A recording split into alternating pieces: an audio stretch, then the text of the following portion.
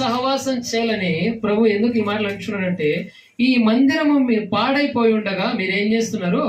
సరంబి వేసిన ఇండ్లలో నివసించుట ఇది మీకు సమయమా?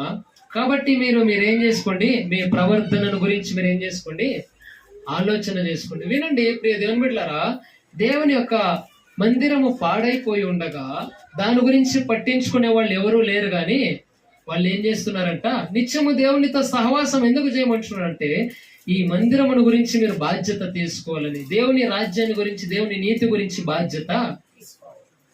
అందుకే ప్రభు నాతో సహవాసం చేయాలనుకున్నవాడు నా పనులను గురించి జాగ్రత్తగా ఏం చేయాల బాధ్యత. ఈ మందిరం పాడైపోయినప్పుడు మీరు మీ ఇంట్లో కూర్చొని మీరు ఏం చేస్తున్నారు?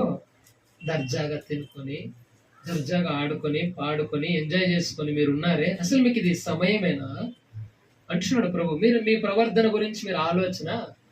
ఇందాక కీర్తనలో మనం చదివేటప్పుడు